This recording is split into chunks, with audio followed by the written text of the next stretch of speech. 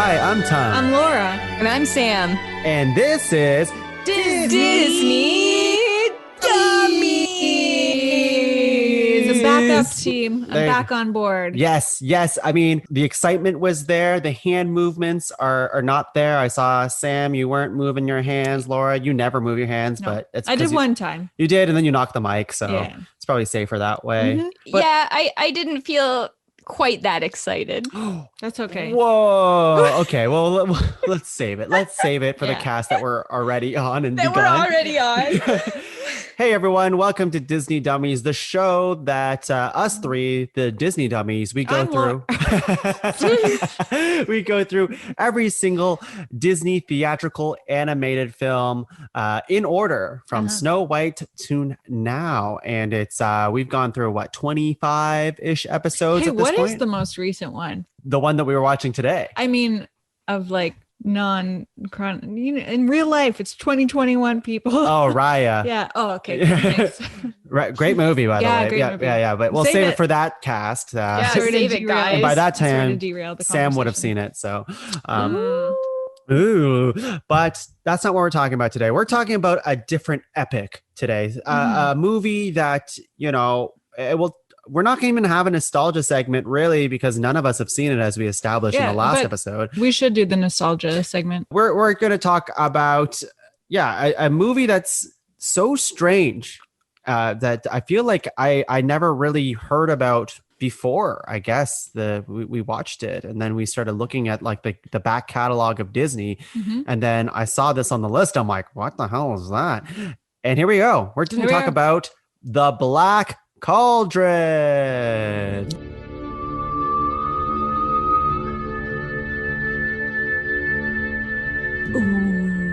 Yay. Yay. Okay, here we go. So let's do because Laura wants it so do bad. it, do Okay, it. Laura, what's your nostalgia for this? Don't have any. Sam, what's yours? Don't have any. Sam threw it to me. Let's just pretend. Yep. Oh, Tongue, what's yours? Oh, glad you asked, Sam. I have no nostalgia for Black Cauldron, which is why this was exciting to watch. Like the idea of all three of us never seeing this movie. It reminds me, we bring this up every episode. It reminds me of the six package films where none of us have seen it. Yeah. But this we time, kind of knew those were a thing, and those were so much older. Like those were what, 40, at least 40 years older, maybe 50. And some Yeah. of them, like, we recognize parts of and stuff. And so I feel like Yeah. it's like a little cheap for us to be like, oh, we don't have any. Like, it's not like I had no idea about this movie.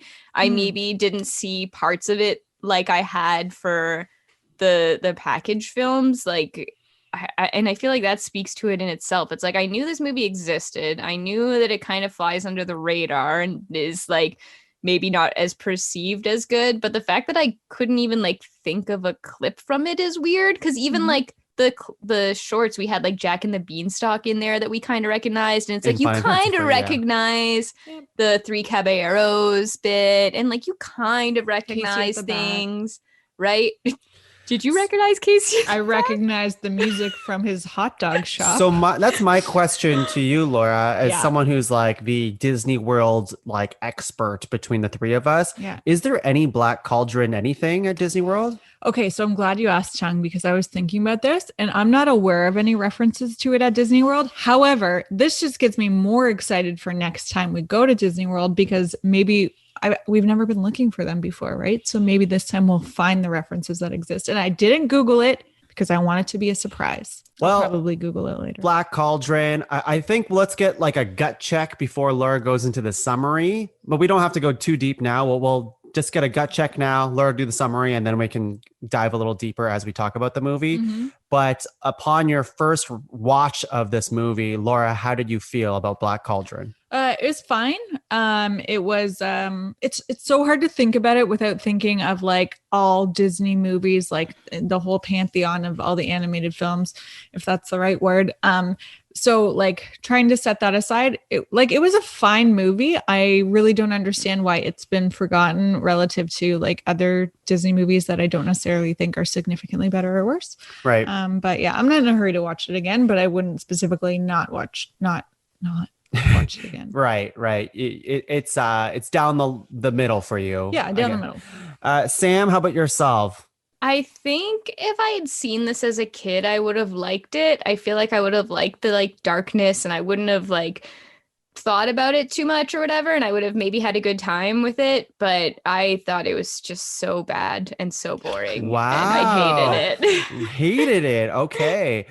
My perspective on this movie is that it hits a lot of beats that I like as a child, I guess, and as an adult, where it's kind of like you get, your hero who's not supposed to be a hero, but then he ends up getting like a freaking sword, and he kind of goes on like a quest of sort.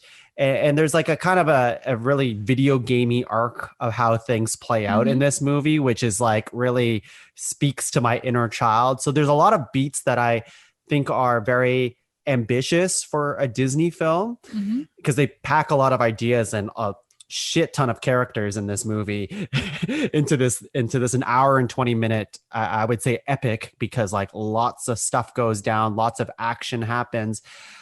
But yeah, I don't know. There's something that's like 3/4 or halfway through the movie, things started getting a little disjointed and kind of didn't flow as well for me.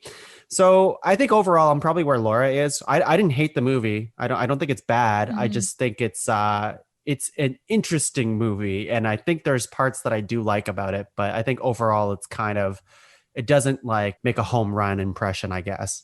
It's no Casey at the bat, is what it's you're no saying. Casey at the bat, because even then, all of us were like, "Oh my god, Casey at the bat!" Sometimes mostly we were making fun of it, I believe. I think Sam hated it. Yeah, I did hate it, but at least the visuals were good, which we'll get into. Okay, all right. Yeah. Laura, give us the summary of Black Cauldron. Take it away. Okay, so we have a little bit of a prologue where it tells us this backstory. Basically, there was this really bad king, and in order to get rid of him, he got turned into a black cauldron, but like his evil spirit is somehow trapped inside that black cauldron. Not him physically, but his evilness. Right. Are we all on the same page? So far, yeah. Okay, cool. I missed the whole he was a king turned into cauldron part. So you're like, this is blowing my mind already. So, I mean, in modern day terms, the cauldron is a Horcrux. Only pretty much anyone evil can use it to like get the evilness out of it. Okay, so flash forward to not modern day, but like whatever time period it's set in. Medieval times. Yeah. Thank you, Sam. Medieval times, not the one where they give you chicken and tomato soup. And we have a young assistant pig keeper named Taran, I don't know, Taran, who dreams of being a war hero, which kids don't dream of being a war hero. We don't want wars, but anyways, other kinds of heroes are cool. So he's got this pig, and he's like, I want to do bigger and better things. But this sort of Merlin-esque dude, who I guess is like the lead pig keeper, I assume. Dolben. The lead pig keeper. Yeah, I don't really know what that guy's job is, but anyways, he's there. He's like, oh, actually, the pig's acting up right now because she's secretly a mage, like a wizard, mystic, she's an oracle pig. Yeah, that's oracle. it. Yeah, she's Professor Trelawney, but a pig. The pig has a name. The pig's name is Henwen. Henwen. Only sometimes it sounds like he's saying Henwen, and sometimes it sounds like Henry. Anybody's name in this movie except Taran. I was like, I had no idea. I don't know how to pronounce it. Yeah. I heard the word Henwin so many times. I heard Henry in the beginning, and then what is it, Dolben? Then he said Henwin. How about Gurgi? Whoa! We're not there. Yeah, don't even get me started with Dummies. Okay.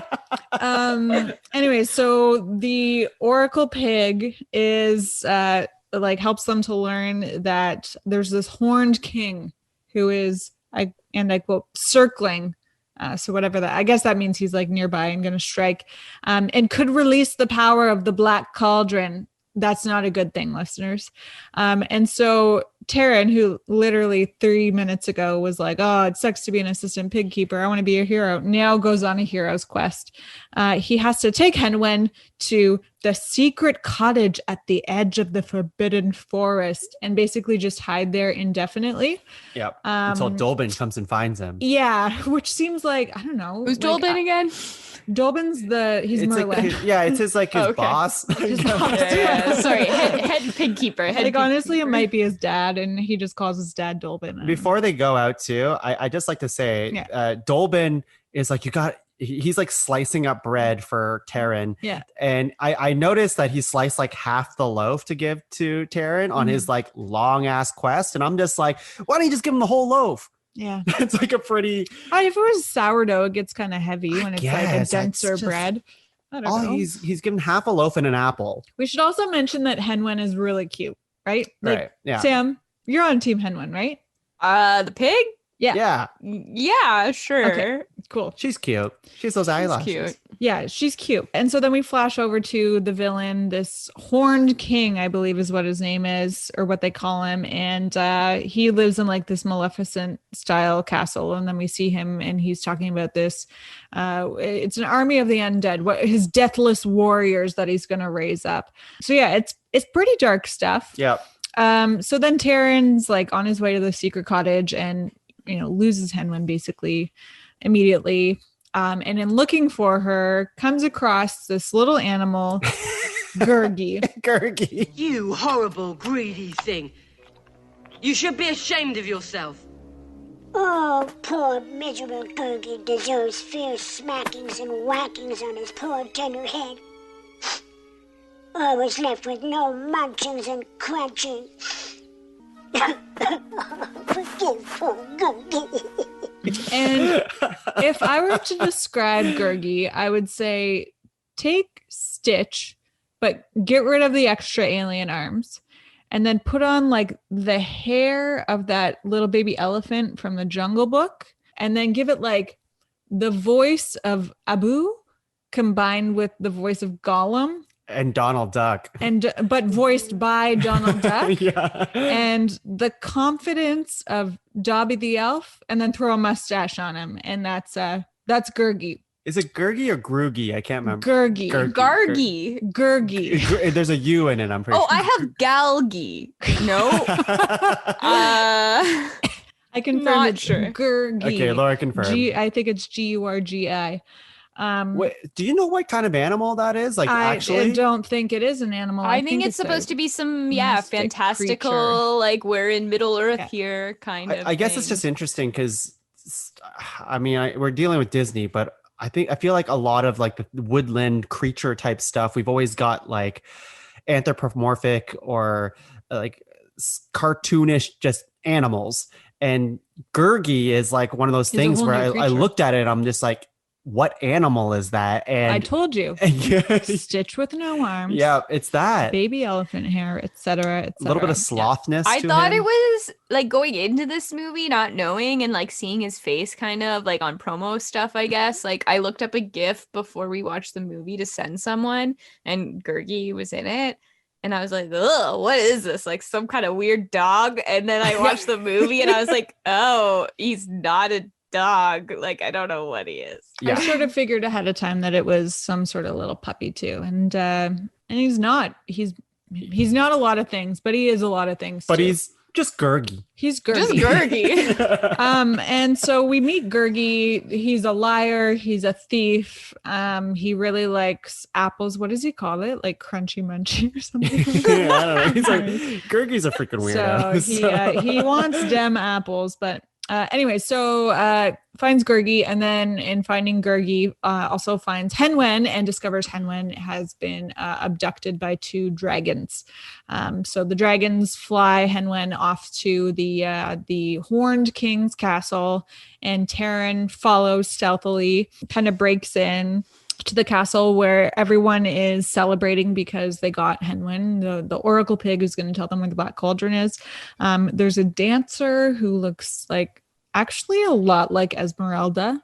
Oh, you mean when they get actually into Yeah. the So when cauldron? when they're in the castle and they're celebrating, like basically the colors of Esmeralda are exactly, or the colors of this dancer look exactly like the colors of Esmeralda. So that was kind of weird because this came first. Anyway, so then Horn King walks in and he's like forces Henwen to tell them where to find the Black Cauldron. Henwen's like, no. And then Terran is like, I'll save you, Henwen. And he and Henwen try to escape, but Henwen gets away, but Terran is caught. And so he's thrown in the dungeon. And then all of a sudden, this little floor in the dungeon opens up. And this girl walks in, and it's Princess... Princess... right? Does she have a name? Ilwoni? Ilwoni? I did not write her name once. I don't know. I should have looked this up.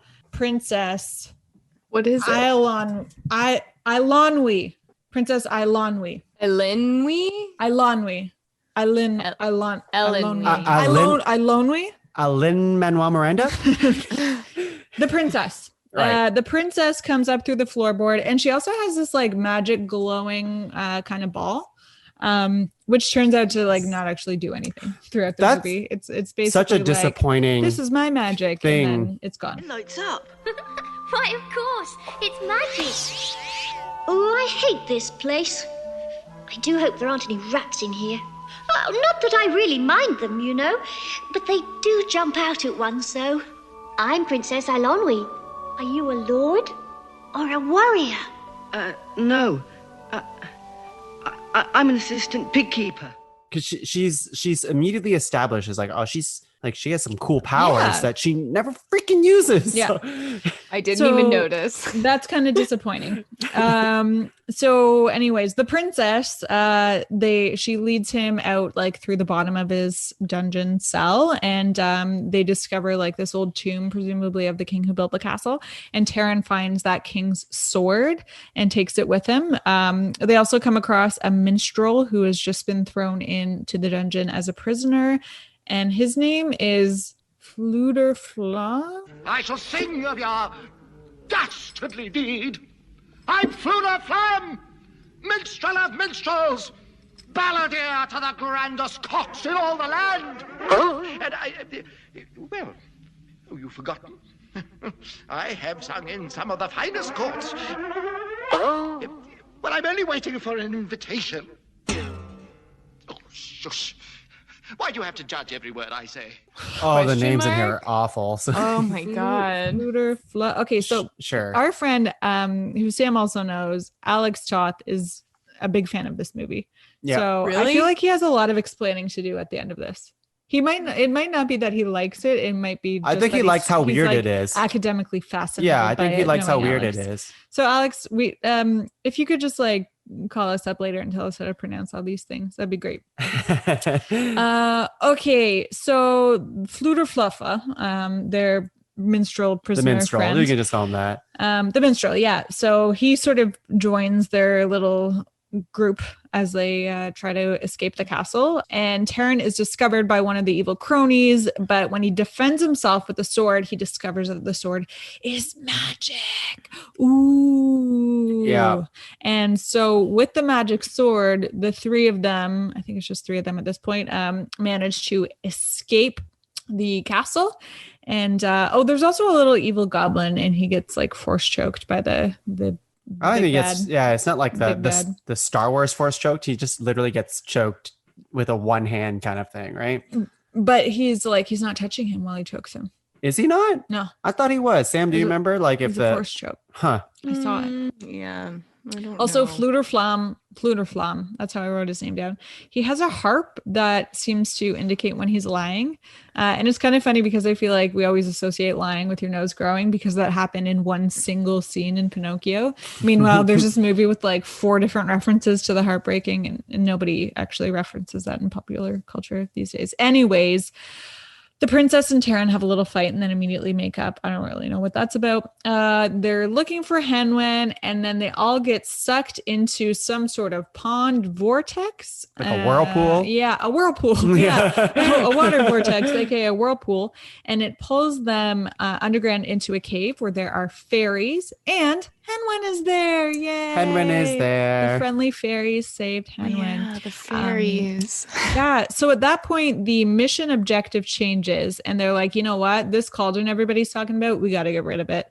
And helpfully, these fairies know where the cauldron is. So one of them brings Henwen. No, Henwen stays behind. One of them brings Taryn, Princess, and Minstrel to Morva, where 3 witchy type ladies are guarding the cauldron. And so they decide to make a trade for Taryn's sword. And then after they make the trade, they're like, the cauldron's actually indestructible. The only thing you can do to render it like no longer powerful is if someone climbs inside. But if they do so, they'll never come out. Yeah. So climb inside willingly. Willingly climbs inside. Yeah, you can't just throw in like someone you don't like. So that's a bummer. And then there's like this brief romantic moment. I feel like they're like, for some reason, shoehorning a romantic storyline between Taryn and the princess into here, and it feels really unnecessary. I think you're missing a weird moment. I don't really want to get into that. I think we need to get into it. We saw it happen. I don't know how I feel, but we might have to do. I'm just gonna say. So the minstrel is being hit on by one of the witches, and it's like the bigger one, and she, the other sister, I guess, continuously turns the minstrel into a frog, and the frog keeps going in and out of this witch's cleavage, and they show it over and over and over again where he's just slipping in and out, and she's just like, ooh. And it was just a very bizarre thing. Yeah, almost so bizarre that we didn't need to cover it. Well, I think it's worth it. No, you don't think like it's for a Disney movie to like use cleavage in that way? That's like probably why I got the PG-13 rating. My notes just say people turn into frogs, ... and then I go on to something else. Like I didn't even. How do you not notice that? How? No, maybe Sam and I are sick of the objectification of women's breasts in film, and guys, we just didn't want to talk about it. Don't you freaking paint me into a picture like this? Like, like you have. No, that is fair, but like. Yeah, I don't know. This movie's already kind of set up as like this dark other movie that I don't know. It just like I was just so bored by this point that nothing was fazing me. Okay, because I found like this part like shockingly weird. But it's to me it's like, whoa, you two didn't even notice it. So now I'm starting to rethink. I mean, you bringing it up, I'm like, oh yeah, that happened. Yeah, I noticed it. It just was to me it was like filler. Of course it's filler. It's garbage. I'm just shocked that it made the cut of a children's movie in general. If it's a dark movie, whatever. But this is like really over sexualizing a character that they really haven't done something like this before. And do you think they would have done this to a thin character with big breath? Like, I don't know. I feel like there was something about the witch that like, I don't know. It feels like they thought they could get away with it here, and they kind of did. Yeah, I think the witches combined reminded me a little bit of Ursula, and she's got like there's boob jokes in there. There's some real boob shakes in Ursula with some like bass noise associated with them too. Right. So I think it's like it's not unprecedented, but focusing in so closely on this might be the first time we've got this is some the real first boob time, play. right? Like this is before Little Mermaid. This is the first boob play. Yeah. I guess unprecedented in like my watching, but obviously these are a different order. They're released in a different order than they're watched in. Yeah. And the other point of discussion is those 3 witches is like they're supposed to be like the gatekeepers to the underworld or something, right? Like they don't really talk about it, but are they? Maybe we'll wait and talk because I don't want to spoil the ending. Okay. Although we're about to spoil the ending. Yeah, go ahead. Move on to continue. Let me return to my notes. So these witches, they I shouldn't call them witches. They don't confirm that they're witches, but they're kind of witchy. They're witches. They trade it. Its powers can be rendered useless if someone climbs inside willingly, but then they'll never climb out. Okay, so then the baddies join them on Morva. They find them there, and the Horned King actually harnesses the power of the cauldron to raise an army of the undead. So that's a real bummer because they're going to go and like destroy the world and stuff. And Taryn and the princess and the minstrel are all tied up and like can't do anything. But then Gurgi comes along. Gurgi comes along and he's like, I can help friends. And he unties them. And then Taryn is ready to sacrifice himself into the cauldron. But then Gurgi, bless him, literally says to Taryn, you have lots of friends. I don't have any friends. And then flings himself into the cauldron. I like that. Sad. Oh my God, it was devastating. I like that moment of this movie. Say what you will about that movie, but like when Gurgi just flings himself into the cauldron, I said, "Oh my God!" Like, I have Doobie to the Sam. rescue, and then I have in brackets Google had no friends, and then I have sacrifice, and then I have WTF. Gallagher did it. I think the thing is, and like I'm gonna spoil the ending, but I think like if he hadn't when he said that, I was like, well, obviously they're not gonna leave the character dead. Like that's way too depressing for this guy to be like, I have no friends, let me sacrifice myself and then not like come back. So I feel like by saying that, like if he had said something like, I have a friend now too, and I will die for my friends or something, then I would have believed it a little bit more. right. But anyways, so after he sacrifices himself, the Black Cauldron like sucks in all of the dead souls and everything like that. And then the three are sort of escaping this evil island, Morba, whatever, heading home. And then the witches show up and they're like, okay, you're done with the cauldron. We want the cauldron back. Wait, did you skip over Yeah, they'll get sucked back into it. the skeleton guy? Yeah, he gets sucked back into it. Oh, okay, yeah. Yeah. I guess that's like the climax of the movie. Oh yeah, I should know. That is the climax of the movie. The bad guy dies. Yeah, yeah. How I does don't he know. get sucked into it again? Oh, he gets kind of shoved into it, kind of like lightly. I have a hot take on that, and I'll go Okay, over it in a hot take. But yes, So not in a memorable way. I just remember him being sucked in. That's how it's memorable yeah. for me because I it's watched funny. the movie like less than 12 hours ago, listeners, and I don't remember All right, exactly how he died. you watched it Same. like Yeah. 5 hours ago. More than that. But yeah, so the three friends are leaving the island, and then the witches show up again, and they're like, "We want our cauldron back," and like they don't care. Why they don't need the cauldron anymore? It's no longer useless, but the witches want it, and so they're like, "Okay, what are you gonna give us for A it?" bargain. And then they offer the sword back, and of course, flashing back to the beginning of the film, we knew that Taryn wanted to be a hero. What is the sign of a hero? He has a great sword, but Taryn says, "No. I don't need the sword. I want my friend Gurgi." And so they bring back Oh my the God. seemingly lifeless corpse of Gurgi. And as Taryn cradles him, he says, "Where's the crunch and munch?" And that's how we know he's alive. Gurgi comes back to life, as I already told you. And then, you know, in case you're wondering, what about Henwen? Yeah, We zoom out, and Henwen is watching all of this in a bowl, and essentially a pensive, as you know, an oracle pig. And Dolben is also there, being like, "Good job." And it actually made me wonder, like, did this actually happen? Like, or like, were they watching it happen, or were they like seeing it happen before it happened? You know what I mean? Did Dolben arrange this whole thing? Was this his goal all along? No, it doesn't seem that smart. I don't know. So yeah, and then they just kind of walk hand in hand because they're friends. Yeah, my three final point form notes Go taking ahead. this are 3 walk off merrily. What? This movie blows. Fair. I'd watch it again before I'd watch Fox in the Head. Oh my Oh God, my that's a hot God. take. That's a hot take. Yikes. Yeah, that's save a it. hot I mean, take. you already It's said fine. it. So Yeah. there's 2 things I want to go into before we go into source material, Laura. I'm not sure how much you have on that, but I guess one of the things that we usually talk about when we talk about the summary, and we didn't touch at all this time, was the music. Mhm. And I found the music not, because there's no like songs, Yeah. but even the score was like not anything remarkable, I guess. Like, Can't even hum a tune from it. yeah, right. Like Sam, you. No. Yeah, I and feel like there were no songs in it. Exactly. Yeah. So it's so strange to me to have a, like, we've done 25 episodes of this now or something like that. And now is like the first time we haven't had like any type of tune that like we can hum along to. It's just strange.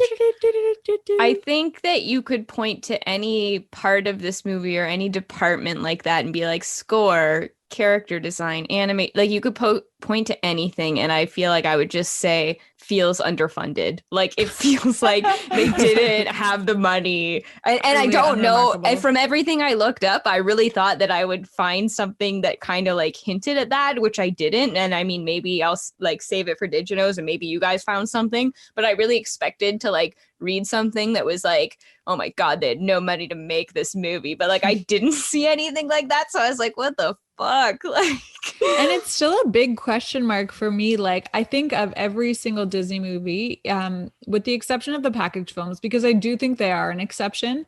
Like this movie isn't anywhere. I don't think we would have been able to get to watch it if it weren't for Disney Plus. You know what I mean? Like, and I think a lot of the like erased. Yeah, and like a lot of the criticism I keep seeing is like it's too dark, and Disney didn't like it, and whatever, it's dark, and I'm like, I feel like we keep pointing to it being dark as to like why it failed and why it's like this dark horse, and I'm like, that is not why I didn't like the Fox and the Hound was darker. Yeah, Fox and the Hound was dark, like different. Like that's like an emotionally dark, where this one's like very edgy dark. Like we're getting like.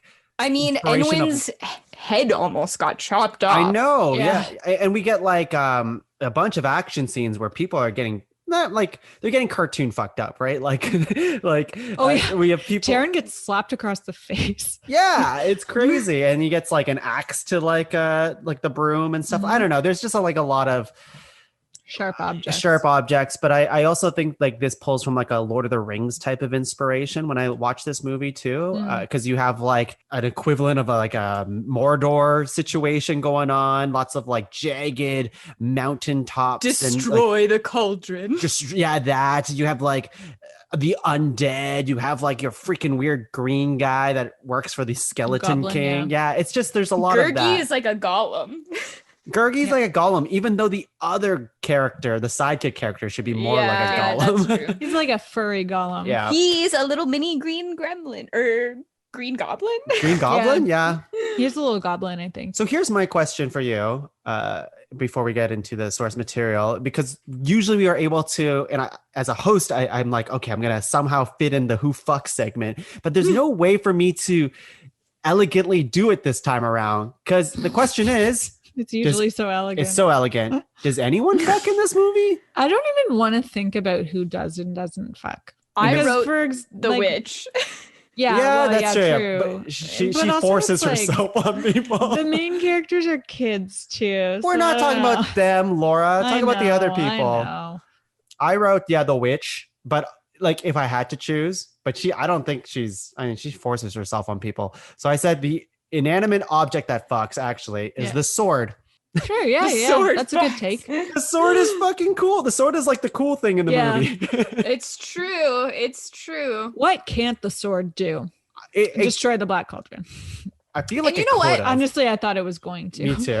On this who fucks segment, and listeners at home, go ahead. Correct me if I'm wrong, but I feel like a lot of the time when we're like deciding who fucks, a lot of the time I feel like, not always, but it's guided kind of by like a presence of charisma. Yeah. And I feel like the fact that even you bringing this up where you're like, I don't even really know if anyone fucks in this movie. I feel like nobody in this movie is charismatic, which means I don't really care. Not that I wouldn't care if I thought a character didn't fuck. That's not what I'm saying. But like, I just feel there is such a lack of any sort of character in this movie that I just don't give a fuck about anybody. Like I cannot give enough fucks for anyone to fuck. Is what I'm That's saying. why I gave it to the sword, because it was the most charismatic I guess, object. and that makes sense. Sam, I think with that perspective, I'd like to change my vote to Gurgi. Whoa. He's got charisma. Yeah. He's the closest thing we have to a Jose Carioca in this film. Okay. And that's the gold standard, listeners. I mean, that is the gold standard. My last line in my notes here was Gurgi is on the road to fucking. Yeah. Now that he has friends. Sacrificed himself. Now he has friends. I did not like how he put the two main characters to just kiss because they're kids. Yeah, that wasn't cool. That wasn't really cool at the end when he just like, hey, you should kiss instead of like hug me. I don't know. So he's not there yet. He's still kind of a sleazebag, but his noble deed and his personality, maybe one day he can. Maybe. We'll see. Yeah, we will. Okay. Well, enough about Gurgi fucking because that's just an awful image. Enough's enough. Laura, what did you find on the source material? Oh, yeah. Let me tell you. So this movie, as you know, is called The Black Cauldron. And it's loosely based on the first two books from the Chronicles of Prydain by an author named Lloyd Alexander. So it was a series of 5 novels that are actually themselves based on Welsh mythology. And yeah, that's the second book was named The Black Cauldron. So they're inspired by Welsh folklore. And I guess there's this British book called The Mabinogion, which is the earliest prose stories of the literature of Britain that were written in Middle Welsh.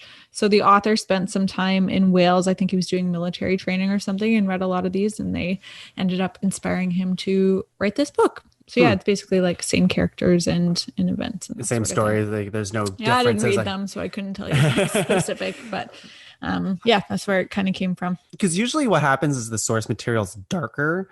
Mm-hmm. And like, not to say like this was like the most dark movie ever, but in terms of like a Disney movie, yeah, sure. Yeah, I would say. Mm-hmm. But I guess there's no, I don't know, twistedness of the original source material that you may get in like other Disney source materials.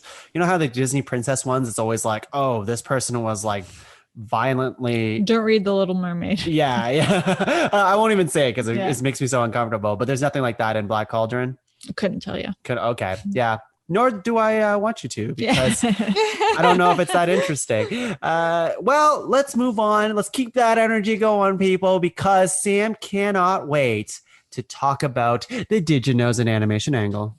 All right, well, let's start with animation angle. And I'm basically going to use this segment this week to talk about everything I don't like about this film. I love your enthusiasm right now, Sam. Go for it. Okay, so again, I couldn't find any actual like hard facts to be like, this movie was under budget. But to me, this movie felt like and I feel like we've been talking about the transition between like the animators of the old movies to the new ones, and like we're seeing like old players step out, new players step in as far as animators go. And there are some big names on this movie. I did make sure to look it up. Andreas Deja is like a very talented animator, and he was on this movie. I think Mark Henn might have been in it, and Mark Henn win? Mark Henn? Maybe. Or Han, or I could be screwing up his name. But I know for sure Andreas Deja was on it, and he did some concept art for it too, for the witches and the Horned King, I guess. So Andreas Deja is like super, super talented, and most of what you know him for we will be getting into in like the golden age that we're going into. But he's really he does a lot of the bad guy characters like moving forward. He was the main animator for Scar. He was the main animator, I think, for Jafar. I think he was Gaston. Like he's like really, really good at bad guys. And honestly, like bad guys are the most fun to animate. So it makes sense. But anyways, he did the designs for those, which I feel like, you know, as far as the movie goes, I think the witches probably were the most animated and kind of interesting to watch. Anyways, so I wasn't super surprised by that necessarily. But other than that, there's not a huge names on this. I didn't see Glenn Keane's name on this, and he was in Fox and the Hound. So I don't know if he was just like still rapping. Like, I don't know what their pipeline would have been for this. Like if he was rapping on Fox and the Hound or starting a new project and just didn't get put on this one or something, because I had a few notes where I was like, Glenn Keane could have done this better. Like this transformation. I feel like he probably saw the script and was like, oh, I'm sick this year. And just like, yeah. wow. So So I just feel like, I mean, I'll start because it's the animation angle. I'll start there. And it's just like, it felt like this weird hybrid in between. It felt kind of rotoscopy in spots. And it felt like an in between where it's not as bad as TV animation of the day, but it's not as good as the feature quality animation that we're used to seeing either, I thought. And it's like, at least when Disney makes a bad movie, in my mind, even if I'm like, oh, this story wasn't great or this didn't hold me, I'm usually like, well, at least the animation was good. The animation, of course, nowadays you watch them and you're like, well, of course the animation was beautiful. But this movie, I was like, this animation is not beautiful for a lot of it. Wow. And so I couldn't even be entertained by that when I was like fading out kind of thing, which is why I say that I think as a kid, I probably would have liked it because I wouldn't have known that. I wouldn't have like picked up on that. Some of my old favorite movies, like watching now, I'm like, whoa. So this kind of falls in that category to me where it almost doesn't feel like a Disney movie anymore because. Sorry, I was just going to say, it reminded me a little bit of the animated, I think it was The Swan Princess. Did you ever see that one? Yes, I loved The Swan Princess. Yeah, me too. I own The Swan Princess. I was a huge style. fan. Yeah, and so that's one where after I went to school for animation, I feel like I tried rewatching it. I was like, oh no, like yikes. Oh, is it? Yeah, but like I mean Visually. that's just me, and like I'd have to revisit again. But it has at least a place in my heart. Whereas this movie, I'm like, well, I have no nostalgia for it, and now I'm watching it, and I'm like, this isn't good. And I mean that well, like executed. Sure, yeah. I don't think the story is like terrible. I think that there's like a fun adventure in here for sure, but I just think the characters are boring. I think the animation is boring. I think the designs are boring. I think the characters, even in the bar when they get to the castle and everyone's like fighting and stuff, I'm like, all these thugs and Goonies, like they feel really boring. Did it better in Tangled.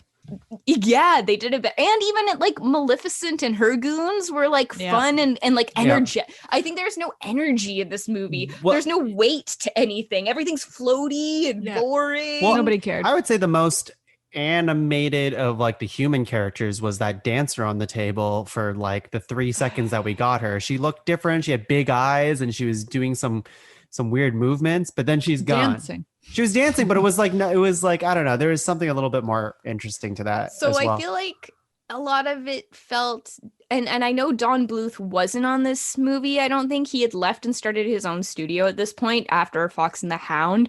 And so I think people were maybe like trying to do things a bit like him, but also trying to be Disney. I feel like we're in this weird in between period where there's no real like, what are we doing here anymore? It's like Disney's dead. Don Bluth has taken half the animators to go start his own studio, and now we have this like lifeless thing that doesn't know what it is, and like and it's like feels rotoscopy, like they were just copying human movements as opposed to making people cartoony, except for obviously Gurgi, and the witches, like I said. But like the humans, I'm just like, oh my god, their face. If you watch that Terran kid, his facial expression is almost the same the whole movie. I'm like, you don't change expressions, your eyes are always the same, like you don't do anything interesting, like there's nothing about this. At least changes all over the place. His accent is like, where are you from, and kid? Another thing.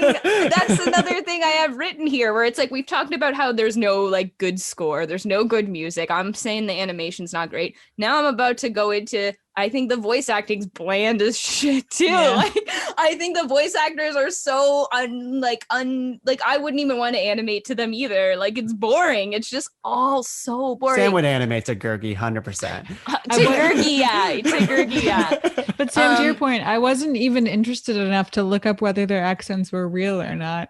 I was like, this is fake. Well, but I don't. Taryn's voice is just shockingly like, I don't know, supposed to be British, I think. Yeah. I don't know. And then I know you guys weren't a huge fan of The Rescuers, but I know in The Rescuers, I talked about the backgrounds, like setting a mood, right? You're in the swamp and there's a mood, or there with the sunset in the opening, like it's really good at establishing moods. Yeah. Where this movie, again, the backgrounds and the color choices were so bland that I was like, okay, let's forget the character design. Let's forget the character animation. Let's just look at the colors that I'm being given and the picture that you're painting for me. And even that was just so boring. Like I felt like, and again, we talked about kind of Swan Princess, and I had this other movie I loved as a kid. It was called Princess and the Goblin, which like look it up if you want, folks, but it's like not good. But it's kind of and that movie you used to like get at McDonald's. I got it like in a Happy Meal. They were giving you Amazing. VHSs, which is insane. But like this movie gave me that kind of vibe where I'm like, you're not really making choices. The colors feel very boring. You're not setting a mood. And even when you were trying to set a mood, it doesn't really hit. And I feel like they're experimenting a lot with CG in this movie too, like the orbs and some of the twister stuff, but they're just not, they haven't done it enough yet to like finesse it to make it feel like it fits together. So it's all just kind of like weird feeling. And I don't know. I wasn't. Yeah. Fair enough. So 10 out of 10, Sam? I don't know, man. So that's my animation angle. I think that's all I have to say about animation. Yeah, before we move on to Did You Know, Sam, was there like any shot that impressed you at all, or any shot that like when Henwin is running? That's the one that I was going to, is when the dragons are chasing Henwin. That perspective, I thought was kind of video cool. game. Yeah, the dragons were cool. I think there was some like multi-planing stuff shots that look cool. I was gonna say that I feel like their whole budget went into that twister taking them underground or something. The water vortex. I saw, yeah. There was a panning shot that like panned up to the castle. Yes, and that's the one I was thinking. It looks and cool. there's like a nice depth of field foreground background stuff with like the weird branches, and I was like, that's kind of cool. That's the multi-planing. Yeah. So Yeah. I thought that was kind of neat, and then the chase, and then those are the two. I liked stuff the sparkly sword. Yeah, there was like, and that's why I said, I'm like, I don't want to put. I mean, sorry to all the animators on this, but like, and I don't want to put it down and say it's like TV quality animation, but it was somewhere in between. It just doesn't feel like the Disney, like right now, I feel like you expect Disney to be like the best animation, and this is not that. And I feel like because it's in this transition period where animation was still niche. I mean, like right now, like the industry's booming, and like if you want to be a good animator, like there are jobs for you. But back then it was like, you know, you're going to be on TV where like the quality is like whatever. And then there's Disney, and like this feels just not Disney, and it feels like we're getting all these young, and some of the stuff I did read, I think it did hint at like we're getting a lot of new talent in here that really wanted to show their chops, and they're like, oh my god, we're hired by Disney, we're ready to do this movie and show you what we've got. But like, I don't know if it was like the mentorship wasn't there yet, or just it's just not the production where they hit their stride. Right. And so everyone's new, and they just don't have the same amount of talent on the production. And I think that really goes to why it's not as good. And I think, like I said, I think the story had potential, and I think they could have made a good movie out of it, but it just, I don't think they had the resources, or were not willing to pay for them. Right. Hey, did we see who directed this one? No, because there's they didn't have title credits. I don't remember. So I didn't know. Yeah. But we did get, actually, Laura, you mentioned something. Why don't you go to? Yeah. Well, I'll sing it for you at the end of the episode, but we got like the classic Disney opening for the first time, because every movie up until this one opened with credits, but this one, the credits were during a closing music. So the opening being like the castle and the dare I? Da, da, da, da, da, da. No, we're not. you know the one. Yeah, that was an interesting. The classic, thing. Yeah. like white castle on blue background, Right? With a little rainbow. And I feel like I'll use this to kind of segue from animation angle into Did You Know, because this was something I did read on IMDb. So I don't know like how much cred or how much we can go into this, but it sounds accurate to me, where it says it's talking about the difference between production people versus the animators in the art department. And they're just saying that I'm just going to read the whole paragraph because I think it's interesting. So it says the production of this movie lasted from 1980 to 1984, and it really represents the rift between studio management of Walt Disney Productions and the newer and less experienced animators of the studio's animation department, which was I was just saying. It's like a lot of new, fresh blood here. So these new less experienced animators, they're like full of life, full of enthusiasm. You know, I still see this today, and they're trying to like prove their worth and create like this great like movie or whatever. And then here's where I'll get into quote the IMDb, where it's like they also felt that they're continually bogged down by the old guard, so like the studio management. So the first group, the studio management, and then versus the animators, who management thought were being spoiled brats, and they would command them to follow orders and just do what they're told from management and be like, you know, we're the producers, like we're going to make it more PG, we're going to do this, we're going to do that. And so I think there was some conflict there between like what, and it doesn't surprise me either, because I mean, Disney was like in this weird spot where like, do we keep the animation department even going right now? Like, can we cut them? Do we need to create new content?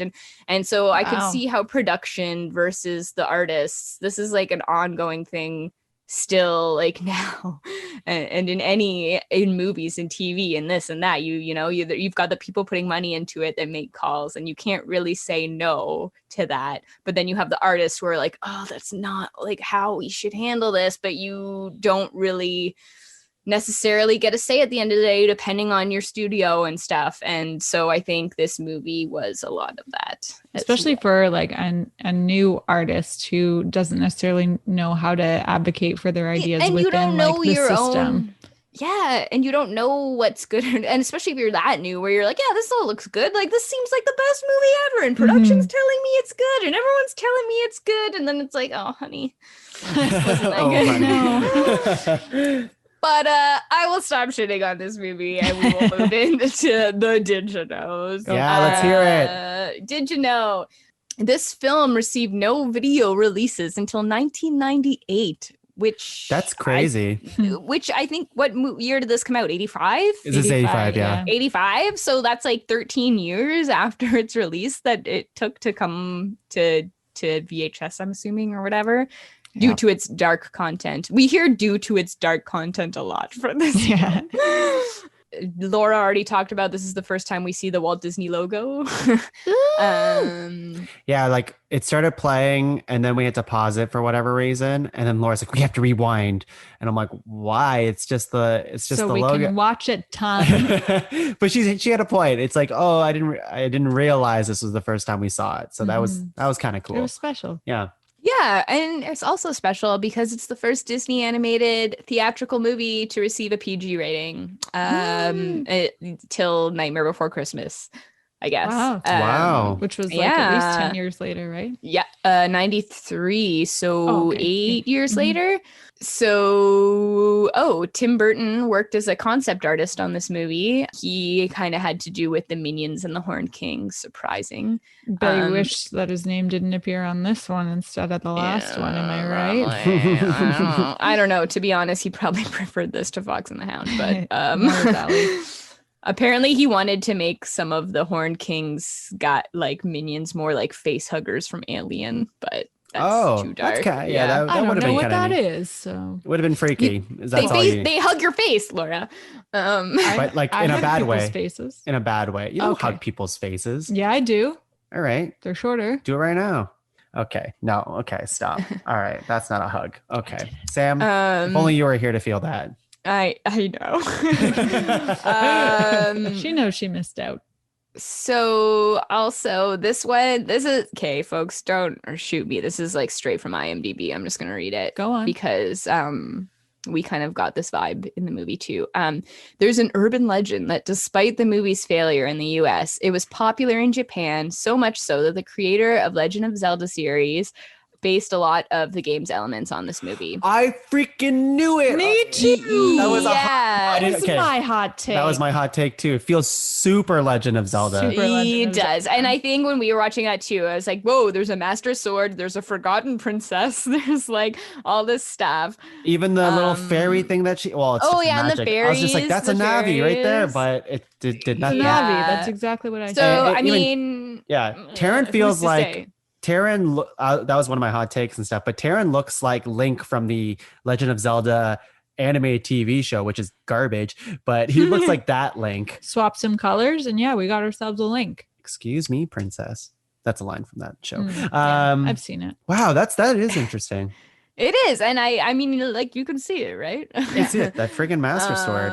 It fucks. Listen, audience, The master sword fucks. audience, I just tricked you into thinking that I've watched all of the Zelda things and played all the Zelda things, but actually I haven't played or watched any of them. But despite that, I did get very strong Link vibes from Terran from the very beginning. So Yeah. that's how strong it was. And you know what those Link vibes are? It's just like he doesn't have a character. He's Yeah. just there. Yeah, that's. But he does have a sword. Yeah. He does have a sword, like, and he a usually tunic comes with from a belt. nothing. He usually comes from nothing. He's usually, what dare I say, an assistant pig farmer. He didn't come from nothing. He came from Dolben. No, Dolben's not his We don't dad. know. We don't know that. Maybe it was just a medieval thing to call your dad Dolben. Maybe Dolben means dad. There's a lot of words in this movie. Anyways, continue, Sam. Okay, well, my last thing no, there's two more. The first one doesn't really matter. This movie represented Walt Disney's production's attempt at reaching a more teenage audience because they were into fantasy novels, popular genre at the time. Didn't really work out since this movie flopped so bad. But it's like adults and teens can like animated movies. You don't have to just like make them dark and like whatever to get it. Not to skip so far ahead, but they did that with Tangled, I remember as well, when they made trailers for Tangled. I remember they made like what's his name, Flynn, they made like male centered trailers to cater to the boy audience, and that was Tangled. That wasn't even that long ago. Yeah, sure. It's like, man, good animation. It doesn't matter if you're a kid or a boy or a girl. Like, it's all dumb. Proof that. I just mean that there's like an inherent like boy girl age thing when it comes to like decisions like that, right? That was the boy movie. Yeah. Exactly. Which I did talk to my friend a little about it today. We were on a walk and I mentioned watching this movie and I was like, yeah, I'd never seen it and it kind of sucked. And she was like, oh, she's like, I don't really remember it, but I remember thinking that it was good, but she was like, I also like am guilty of that. Like I was kind of trying to be like, not like other girls. I like this edgier dark film. And we were kind of laughing about it because it's like, yeah, this is like, who is this for? Like they were trying to make it for boys. Were they trying, like we kind of said about Sword in the Stone where it was like, oh, that was the boy movie. But it's like, there's no gender to good animation. Like that's dumb, like whatever. That's true, but not to studio heads, I think. Right? No, not to studio heads. And like I kind of talked about this at the very beginning of this episode where I thought this movie hits a lot of things that I would deem for me, right? As a boy movie, you got like your Zelda, Legend of Zelda quest type of thing. You got a freaking sword that like shoots beams. You have witches. You have like a, in theory, cool looking bad guy who raises the dead. Like, to me, this is definitely like, oh yeah, this is for you, Tongue, because you like video games and you love this type of shit. I think for so many Disney movies up until like the more recent 2000s ones, it all came down to like, is the protagonist male or female? And that's who we're targeting to. That's right. Like, or what group of kids we're aiming for with this one. Right. Yeah. Pretty black and white, it seems. So my last Did You Know was kind of like a bleed into, I thought it was going to be a hot take at first because I was like, read a sentence and I was like, oh, hot take. And then so like my hot take was going to be that we need like a Snyder cut of this where like we make it better. But then, I one, right? Well, so then I read the rest of this fact because the fact started me thinking, I'm like, oh yeah, definitely. But then, so I guess the studio here, I'll just read it. The studio recruited Hahn and editor Arthur Schmidt to the task of improving the film. But the two of them who were like recruited to do this soon realized it was an impossible feat. They said, we tried, but we could only make it shorter. It just didn't work. After a while, you can't take the basic quality of what you have. It's trying to make a fine piece of furniture out of a flawed piece of wood. You whittle it and sand it down, and pretty soon there's nothing left. After it was made, as much as we tried, we couldn't do anything to reshape it. A corn dog's still a corn dog. So I feel like that's a little harsh. Like, but corn dogs are delicious, and you can add ketchup. or mustard, whatever you I want. mean, I see what they're saying. I mean, no, I don't know anything about Snyder, and I'm not getting into like that at all. But I feel like it's easier to take footage of like a film now with all like the editing and stuff we do to like kind of make it your own. And like, sure, you can reshoot things, but for an animated movie, for you to be like, here, take this animated movie and make it better, like kind of like what they said. It's like, what are we gonna do? Just like make cuts and then hope that it like is better. Like you're not. To remake this movie, you have to like literally start it from scratch and just take the story and redo it, and you need redesigns and you need reanimation, and it's like a lot more money than just being like, here, take what we have and make it better. Like you can't really just do that with this movie. So I get it. I'm like, yeah, there's there's something to the story, I think, if they were to ever make it something. But they would have to remake. Well, that's what I mean. I mean, we live in an age of remakes, so they should remake this. It live action. All right, here we go. Hot takes. We're in hot takes now, everyone. Yeah. Hot takes. Hot. They're very hot today. But before we get into like an actual hot take, because you kind of brought it up with remakes and stuff, I'm going to give you a hot question. Oh, here it is. Live action remake of Black Cauldron. Who do you cast as our old pal Gurgi? Not Taryn, I don't care. I was going to say, I'm like, not Taryn? Not Taryn, who cares? If I had to choose any character that I like, even though Gurgi's a freaking weirdo, at least he's something. Mm-hmm. So who's Gurgi? Tom Holland. No, not Tom Holland. Sam? Is it Vin Diesel? Yeah, it's Vin Diesel. It could be Vin Diesel. It's true. Vin Diesel does make some weird noises sometimes. Yeah. Is it like a Rocket Raccoon situation, or is it like is it Andy Serkis? What are we looking at here? Ooh, I don't know. Because I guess Andy Serkis is the obvious response in that case. But if it's a Rocket Raccoon, then I think Vin Diesel's great. Vin Diesel would be good. I was gonna just say just for funsies, John Cena.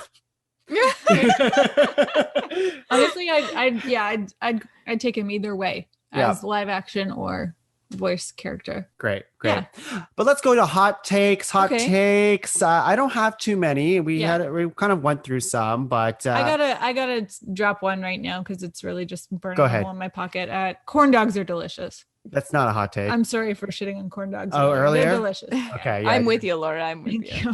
It's not really a hot take, but I'm glad you're correcting yourself. Sam, what's your corn dog topping? Just mustard. I'm just ketchup. Well, Laura doesn't like mustard, so there you go. It's fine. That's a hot take.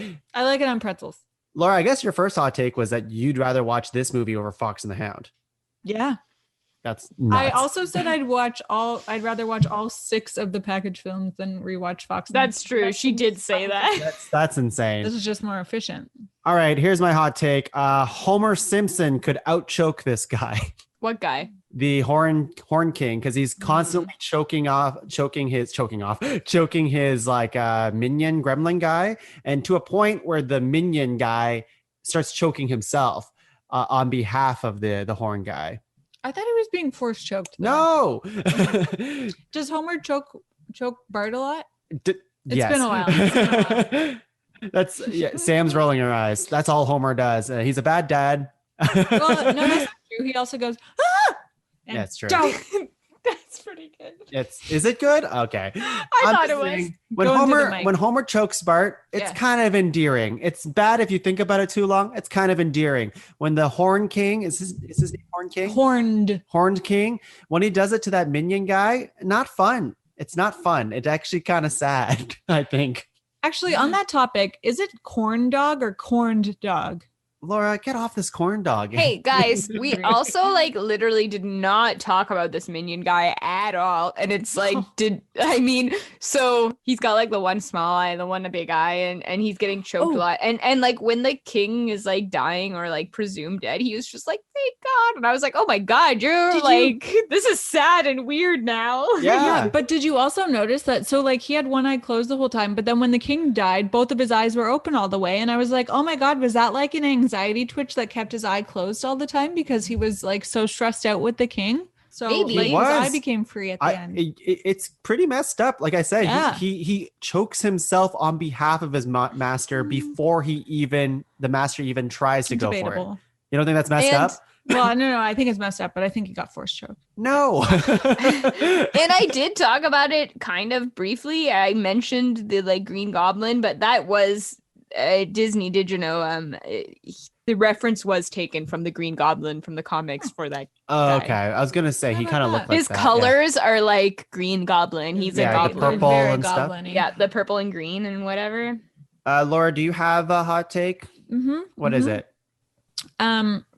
Deep in the cavern of the Disney vault, there exists a sequel to this movie that will never see the light of day because it's even worse than the original. Whoa. Because, okay, so hear me out. Disney was all about what do you call it? Min-maxing, optimizing finances. And so if they're going to like get the rights to 5 books, because presumably they would have got the rights to the whole series and not just 2 books, they probably would have just made like all of it at once, like bring all the voice actors in, get them to film both movies at the same time. And so they actually made a second movie, is my theory. But then the first one bombed so badly that they're like, oh God, we don't want anyone to know that we spent money on this. So I don't know. and that's my hot take. That's good. Take it or leave But it. Disney has always just farted out sequels that sucked anyways. So Only 2 movies whose originals were good though, and this one. I guess wasn't a good so. original, I guess so. Nobody wanted it. They didn't want BC Nobody wanted too.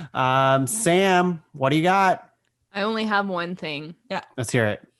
It's not even this movie is so boring. I can't even make a hot take out of the characters because they have no personality for me to work with. That's you know what, this is true because this kind of sums up Sam's feelings pretty well, because every time Sam joins one of our calls for Disney Dummies, she always changes her name into something to the like of a character in that movie. Today she chose Sam Wise, which is not a character at all in Black Cauldron. But like, to be fair, she might have thought it was. There's a lot of names in this. Honestly, I couldn't remember any of the names in this to even riff off of it. And then I was like, well, I mean, it's basically a wannabe Lord of the Rings. So I was gonna say you should have went with Sam Gee for Gurgi. oh man, that would have been Samuel? way more sense. Sam Gee.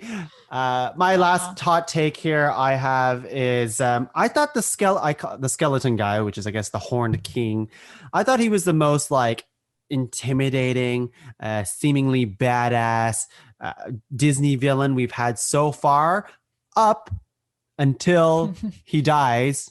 And Wind. so the way he dies, and we kind of glossed over this, is Taran, he lightly pushes him with his feet.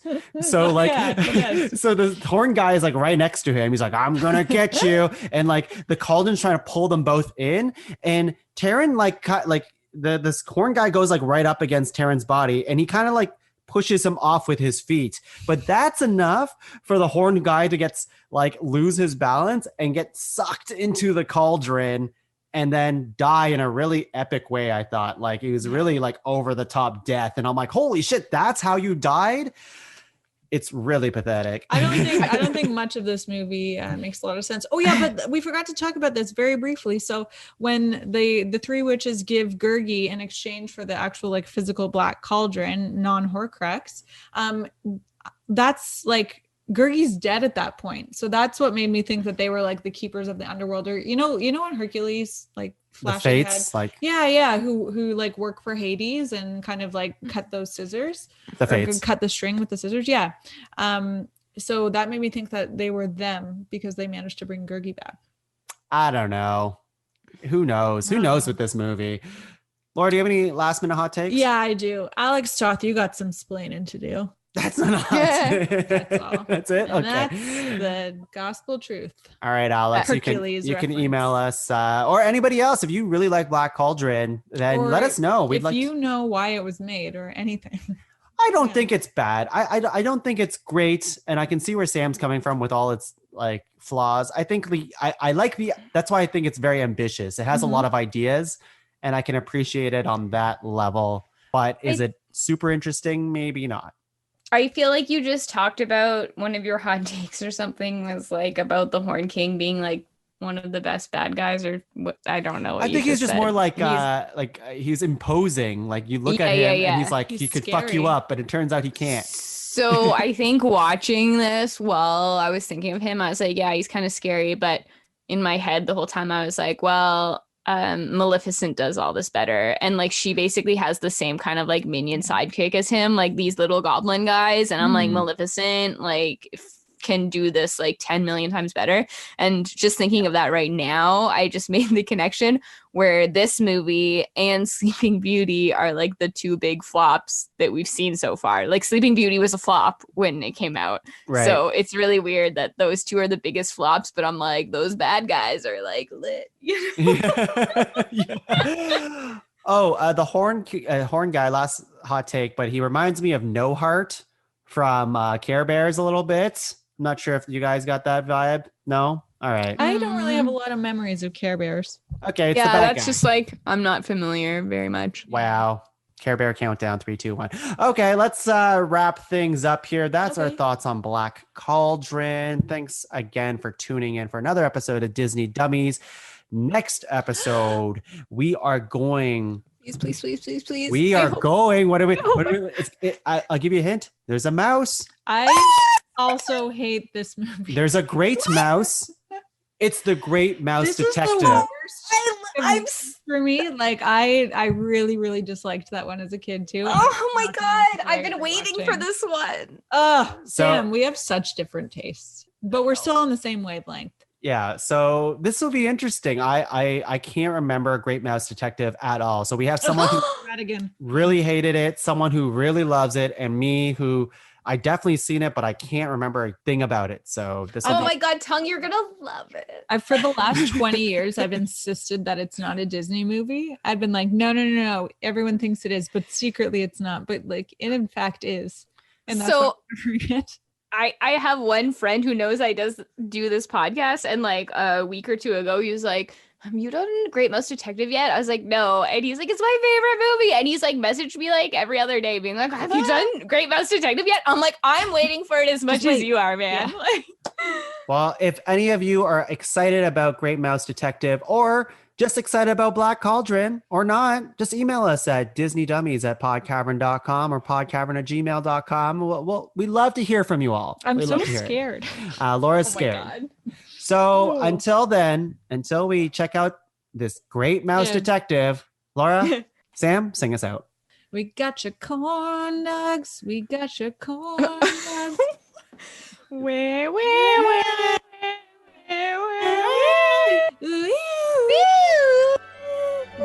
You really want a corn dog, don't you? Yeah. Okay.